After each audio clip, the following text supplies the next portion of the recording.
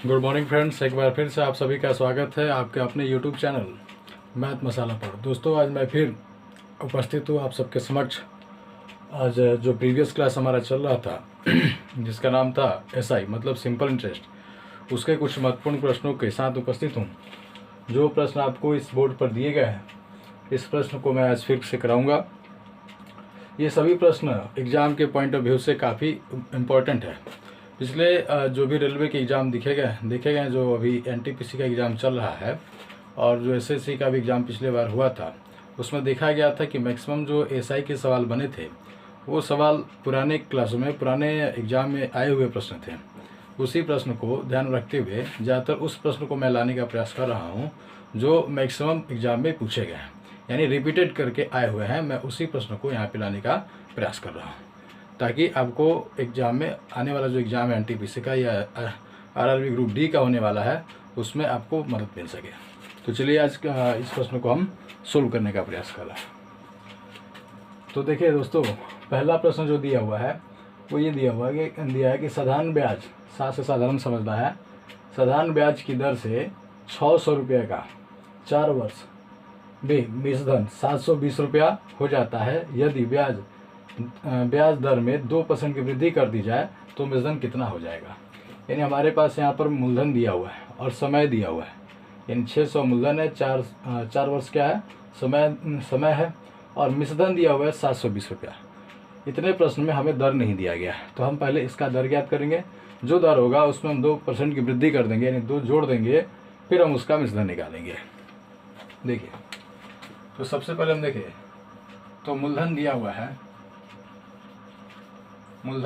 600 रुपया और समय दिया हुआ है 4 वर्ष, और मिश्रधन दिया हुआ है, जिसे हम अमाउंट बोलते थे, मिश्रधन दिया गया है 720 रुपया। तो हम फिर हमको जो है दर में वृद्धि दिया हुआ है, दर में वृद्धि वो हमको वृद्धि करना है 2%। ठीक है, तो फिर नया हमें मिश्रधन निकालना है। तो पहले हम इस तीनों का प्रयोग करके दर निकालें। हमने दर का फॉर्मूला पढ़ा था, दर बराबर कितना हो जाएगा, दर का फॉर्मूला था SI × 100, मतलब साधारण ब्याज गुना 100 बटे मूलधन गुने दर, जिसको हम P × R लिखे थे। P मतलब प्रिंसिपल और R का मतलब रेट नहीं, यहाँ टाइम होगा, time, P × T, SI × 100/P × T। तो SI हमारे पास कितना है, तो 600 रुपया था, 720 हो गया, मतलब 120 रुपया हमारा क्या हुआ, SI हुआ। तो हम 120 लिख लें और उसके बाद 100 कर दें। P कितना दिया हुआ है, 600 दिया है, और टाइम जो है वो 4 वर्ष दिया हुआ है। तो दोनों जीरो से दोनों जीरो कट गया। अब ये जो है 6 चौका 24, 24 के पड़ा में 120 5 बार में होगा, यानी 5% का निकला दर। अब नया दर क्या होगा, नया दर जो 5% था उसमें हमको 2% और जोड़ देना है, यानी कुल हो जाएगा 7%। ठीक है, अब नया मिश्रधन निकालना है। तो नया मिश्रधन के लिए हमने बताया था कि मूलधन को हम माने 100%। मूलधन कितना होता है, 100%, और ब्याज जो होता है समय और दर के गुणनफल के बराबर मूलधन, यानी मूलधन का हमें समय और दर के गुणनफल के बराबर प्रतिशत निकालना होता है। यानी सीधी सी बात समझे कि जो ब्याज होता है ना, वो मूलधन का समय और दर के गुणनफल के प्रतिशत के बराबर होता है। यानी हम लिख सकते हैं मूलधन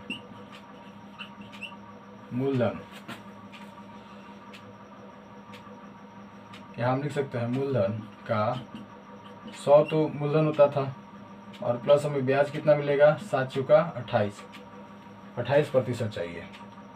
यानी हमें टोटल मूलधन हमारा 600 है, मूलधन का हमें 128% निकाल देना है। क्योंकि 5% पहले था, 2 जोड़ देंगे तो 7% हुआ, फिर 4 साल के लिए ही निकालना है। तो 4 साल समय हुआ हमारा, तो 4 सतह कितना हो जाएगा, 28, 4 सतह 28, यानी 28 क्या है, ब्याज है, और 100 क्या है, मूलधन है।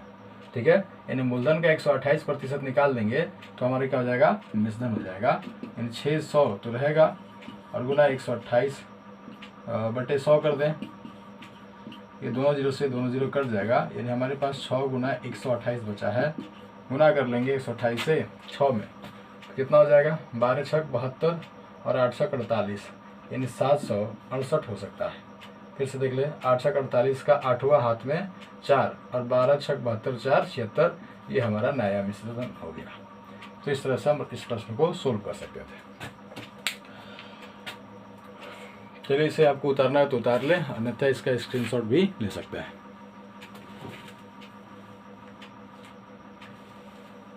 आइए अब हम दूसरे प्रश्न की ओर चलते हैं।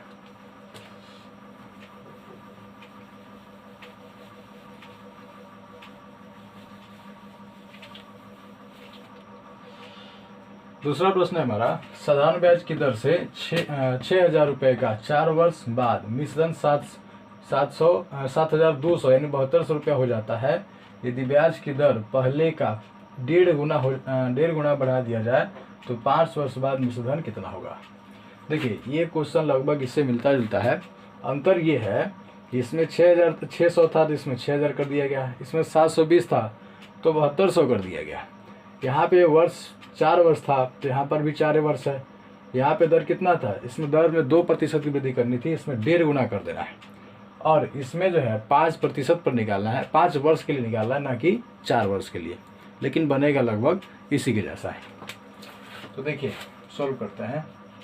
मूलधन हमारा हो जाएगा, मूलधन कितना दिया है 6,000 रुपया, और मिश्रधन दिया हुआ है, मिश्रधन कितना दिया है 7200। तो ब्याज तो पता चल गया होगा 1200 रुपया। उसके बाद समय दिया है, समय कितना दिया है 4 वर्ष, और नया समय जो होगा, नया दर होगा, दर कितना होगा 1. नया दर कितना होगा, नया दर जो होगा 1.5 गुना होगा किसका, पुराने दर का।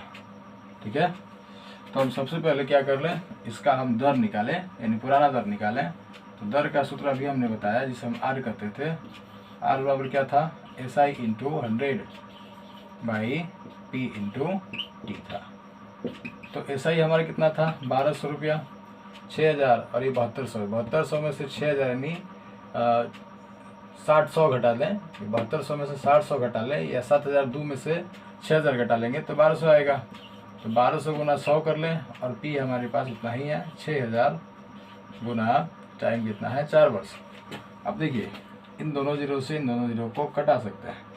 60 से कटेगा 20 बार में, इससे कट जाएगा कितना बार में 15 बार में। फिर से देखिए, 2 जीरो से 2 जीरो कट गया।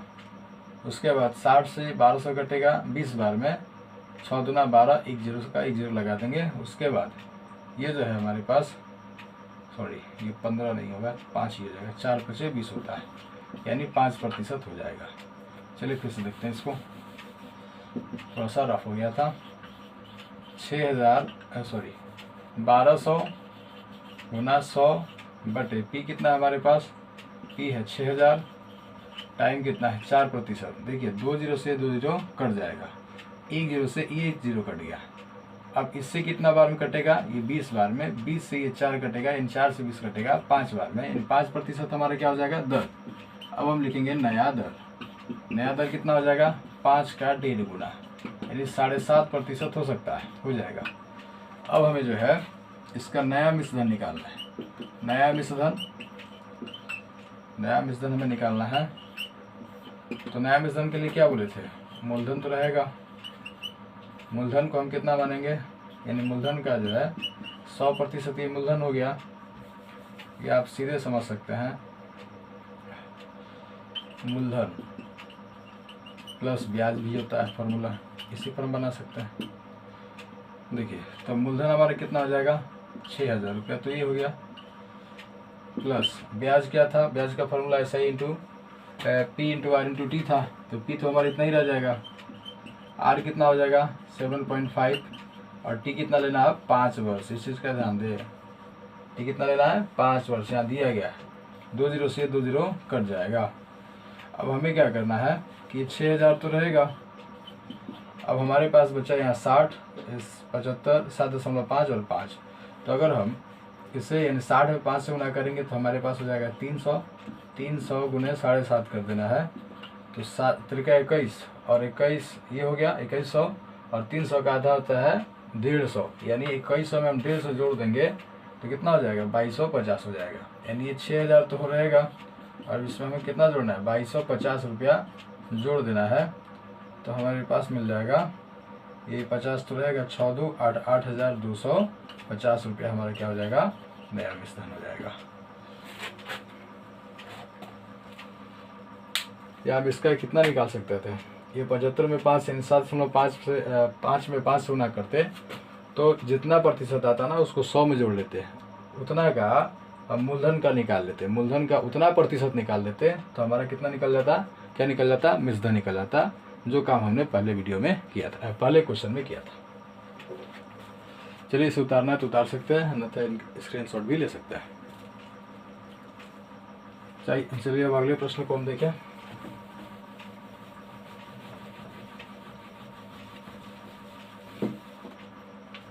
देखिए तीसरा प्रश्न दे रहा है, एक व्यक्ति अपने कुल धन का 1/3 भाग 7% वार्षिक दर पर, 1/4 भाग 8% वार्षिक दर पर तथा शेष 10% वार्षिक ब्याज की दर पर उधार देता है। यदि उसकी वार्षिक आय 561 रुपया हो तो कुल धन ज्ञात कीजिए। देखिए क्वेश्चन थोड़ा सा लेंदी हो सकता है, तो हम सबसे पहले क्या करें कि कुल धन को यानी मूलधन को हम x मान सकते हैं। देखिए लिखेंगे, माना कि मूलधन कितना हो जाएगा, x। तो पहला भाग कितना हो जाएगा, पहला भाग उसमें दिया है कितना, 1/3 भाग, शायद बोला 1/3 भाग, यानी 1/3x हो सकता है। दूसरा भाग हो सकता है 1/4x। तो तीसरा भाग कितना होगा, तीसरा भाग जो होगा उसे हम क्या करेंगे, x माइनस इन दोनों को जोड़ करके टोटल में से घटा दें तो हमें क्या मिल जाएगा, तीसरा भाग मिल जाएगा। यानी इन दोनों को जोड़ करके टोटल में से घटा दें तो तीसरा भाग मिल जाएगा। तो इसका हम बटा का जोड़ करेंगे तो 3 4 का एलसीएम 12 होता है, 3 के पढ़ा में 12 4 बार में यानी 4x, और ये हो जाएगा 4 के पढ़ा में 12 3 बार में यानी ये 3x हो जाएगा, यानी x माइनस 7x/12। इसको घटा देंगे तो कितना हो जाएगा, 12 में से 7 जाएगा, कितना बच जाएगा 5, यानी 5x/12, ये तीसरा भाग हो जाएगा। अब हम प्रश्न से देखें तो तीनों का ब्याज यानी पहला का, दूसरा का और तीसरा, तीनों का ब्याज है कुल मिला के 561 रुपया आ रहा है। तो पहले का अगर देखें तो पहले का कितना हो जाएगा, 1/3x। इसको कितना पर दिया गया है, इसको दिया गया 7% पर, 7% पर। दूसरा जो है 1/4x, इसको दिया गया है 8% पर। तीसरा भाग 5/12 निकला है, इसको दिया गया है 10% पर, बराबर 561। नीचे हम लिख रहे हैं 561 रुपया, 561 रुपया टोटल ब्याज जा रहा है। अब देखिए 7x बटे कितना हो जाएगा, प्रतिशत नीचे आता है तो 100 देगा, यानी 100 लिख सकते हैं। प्लस इसका कितना कर दें, ये हो जाएगा 8/4, 4 है यहाँ 300 करना पड़ेगा, क्योंकि 100 से 3 में गुना होता है तो 300 हो जाएगा। ये हो जाएगा 8, इसके साथ भी 100 है नीचे, तो 4 में 100 से गुना होगा 400, ये कितना हो जाएगा 50 हो जाएगा, 5 के 50, 50x/1200। समझ रहे ना, 100 कहाँ से है, ये प्रतिशत नीचे 100 बनता है तो 100 से गुना करेंगे 300 आ जाएगा। ये बात आप पहले से समझ रहे हैं। अब इस सब का अगर हम बट्टा का जोड़ कर दें तो कितना हो जाएगा, 300, 400 और 1200 का एलसीएम कितना होता है, 1200 रुपया हो जाएगा। तो इसके पढ़ा में 1200 4 बार में होगा तो 4 सते 28 एक्स लिख लें। 400 के पढ़ा में 1200 3 बार में होगा तो 8 चौका 32 एक्स लिख लें। और 12 के पढ़ा में 12 एक ही बार में होगा, यानी 1200 के पढ़ा में 1200 एक ही बार में होगा, तो इसको हम 50 एक्स ही लिख लें और यहाँ पे हम 561 कर देते हैं। अब इस सबको जोड़ते हैं, यानी 28 और 32 कितना हो जाएगा, सॉरी ये 4 के पढ़ा में 12 3 बार में है तो 8 का 24 ही होगा ना, यहाँ 24 एक्स हो जाएगा। यानी 28 और 24 जोड़ेंगे तो 32 हो जाएगा, 32 में 50 जोड़ेंगे 102 एक्स बटा 1200 बराबर कितना हो जाएगा, ये हो जाएगा हमारा 561। अब यहाँ से केवल हम x का मान निकाल लें, तो x का मान निकालने के लिए क्या करना है, 561 तो रहेगा, ये 1200 ऊपर जाकर गुना करेगा और ये हमारा 102 नीचे की ओर रहेगा। बस यही करना है। अब इसे कटा लें, यहाँ लिखते हैं 561 गुने 1200 बटे 102। तो इसको कटा सकते हैं।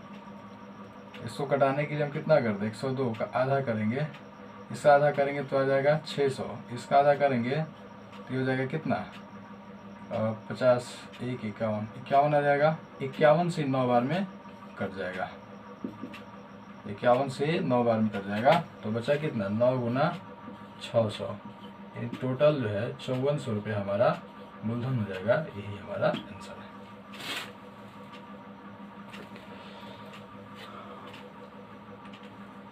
ये हमारा 1200 ही है, ये उधर जाएगा, ठीक है। जो नीचे है ऊपर चला जाएगा, जो ऊपर है नीचे आएगा और इसको कटा देंगे।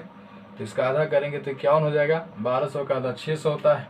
51 से 561 जो है 9 नहीं 11 बार में कटेगा, सॉरी ये 11 बार में कटता है, 11 बार में। तो 11 में अगर हम 6 से गुना करेंगे तो 11 छक 6600 रुपया हमारा क्या हो जाएगा मूलधन हो जाएगा।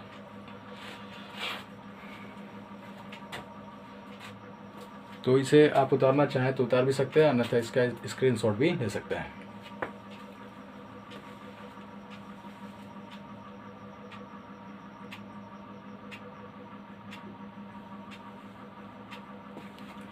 चलिए अब हम अगले प्रश्न पर चलते हैं, जो इस बोर्ड का लास्ट प्रश्न होगा। और भी प्रश्न कराए जाएंगे।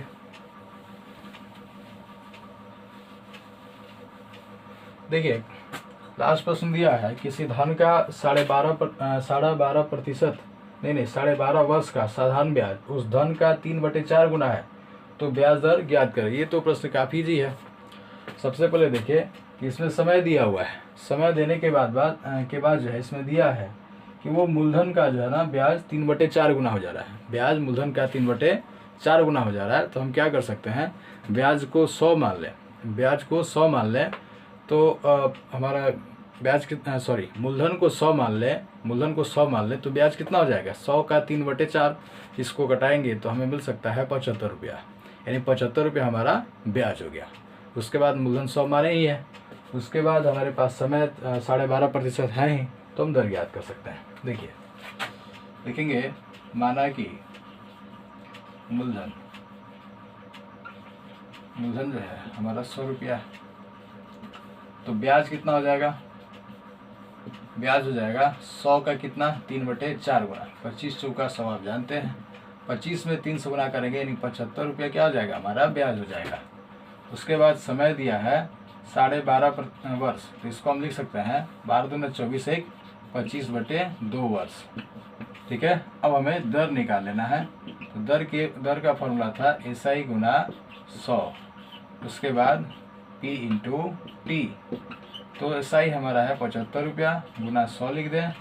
P को हमने 100 माना ही था, और T कितना मान लें, T हमारा था 25/2 वर्ष। 100 से 100 कट गया, ये 75 रहेगा, 75 और ये 2 ऊपर चला जाएगा और 25 नीचे, यानी 2 ऊपर चला जाएगा और 25 जहाँ है वहीं रहेगा।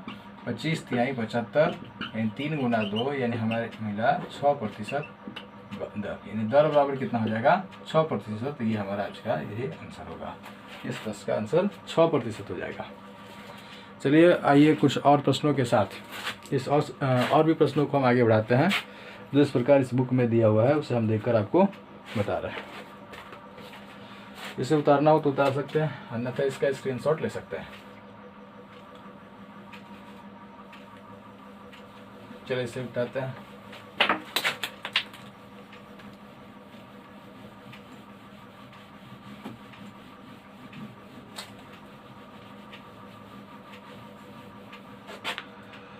चलिए 2 और प्रश्न हम ले रहे हैं।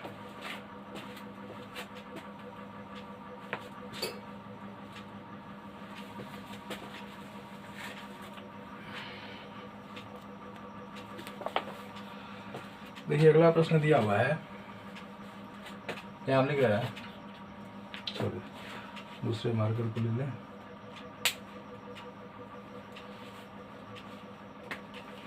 दिया है किसी धन पर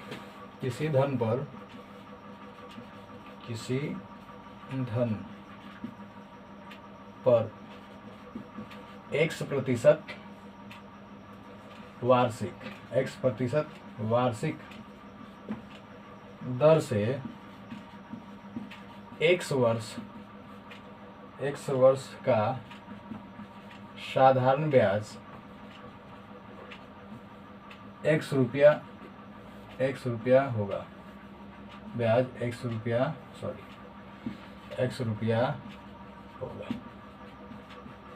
तो यह प्रश्न कर रहा है किस धन पर, यानी मूलधन में ज्ञात करना है, किस धन पर x% वार्षिक दर से x वर्ष का साधारण ब्याज x रुपया होगा।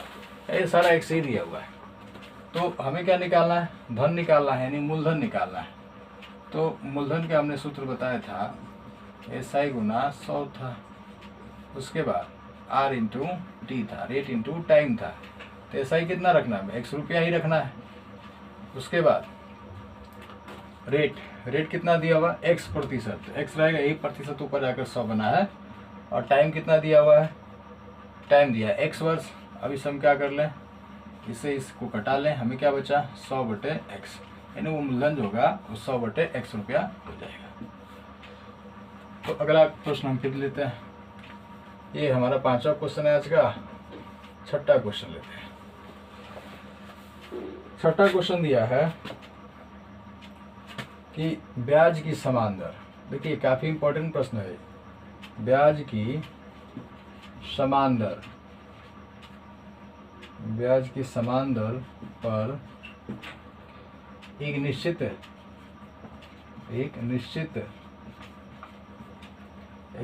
समय के लिए x रुपए का साधारण ब्याज, x रुपए का साधारण ब्याज y रुपया है, तथा y रुपया का साधारण ब्याज z रुपया है, तब इनमें संबंध बताएं,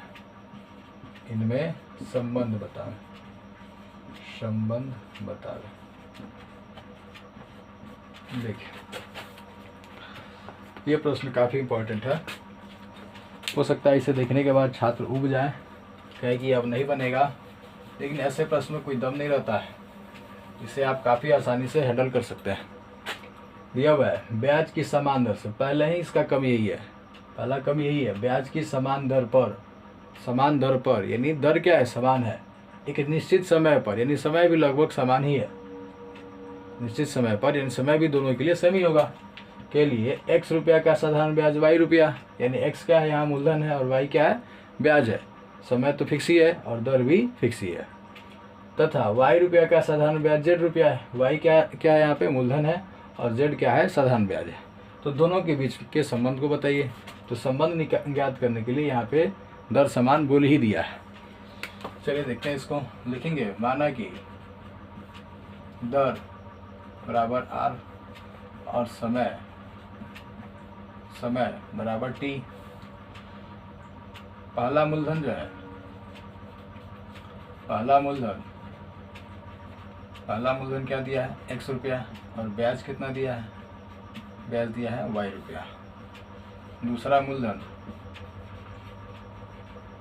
मूलधन दिया है y रुपया और ब्याज दिया है इसका z रुपया। तो हम दोनों का क्या निकाल ले, पहले दोनों का दर निकालेंगे, क्योंकि दर को ही समान करना है। तो पहला दर कितना हो जाएगा, पहला दर, या सीधे पहले मूलधन के लिए दर निकाल सकते हैं, या दर ही लिख लेते हैं, कोई बात नहीं, दर बराबर ही है। तो दर बराबर क्या होता है, SI इंटू 100, उसके बाद P इंटू टी। तो पहला दर हमारा हो जाएगा, ब्याज कितना है इसका, पहला ब्याज y रुपया है, गुना 100 कर लें, उसके बाद x कर लें, और t कितना दिया, t को t लिखना है। फिर दूसरा दर देखें, ये पहला था हमारा, दूसरा दर हो जाएगा, इसका फॉर्मूला वही रहेगा, SI into 100 by P into T. इसमें भी देखें तो SI हमारा कितना हो जाएगा, z रुपया, यहाँ बोला है ना z रुपया, यहाँ देख रहे हैं z रुपया ब्याज है, और गुना 100, P कितना है, P हमारे पास अभी y है, और गुना कितना लिखना है, t का t लिख देंगे। अभी दोनों को हमें क्या करना है, बराबर करना है। यहाँ देखिए y बराबर y गुने 100 लिख दें, y गुने 100 बटे x गुने t बराबर z गुने 100 y गुने t। अब देखिए इसमें जो कटने वाला कटा दें, t से t कैंसिल हो जाएगा, 100 से 100 कैंसिल हो जाएगा, यानी y by x equal to इधर बचा z by y, cross multiply कर लें तो y इधर गुना करेगा वाई स्क्वायर और x z में गुना करेगा x z, यही इन दोनों के बीच का क्या है, संबंध है। देखिए इस प्रश्न को हम कितने आसानी से डील कर सकते थे।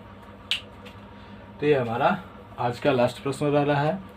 अगर आपको लगता है इस प्रश्न में या हमने जो भी आज बताया है उसमें कहीं कमी है या किसी प्रकार से लिखने में या समझने में आपको दिक्कत हो रहा है, तो सारी बातों को आप कमेंट बॉक्स में लिखें। आशा है कि आज हमने जो भी बात बताया है वो आपको समझ में आया होगा। ठीक है, अब आप ज़्यादा से ज़्यादा इस वीडियो को सब्सक्राइब करें अगर आपको ये वीडियो अच्छा लगता होगा तो, और सब्सक्राइब करें और लाइक करें, और जो भी समस्या होता है इस वीडियो को लेकर तो आप अपने कमेंट बॉक्स में इस बात को रख सकते हैं, यानी अपनी समस्याओं को रख सकते हैं। तब तक के लिए धन्यवाद, जय हिंद।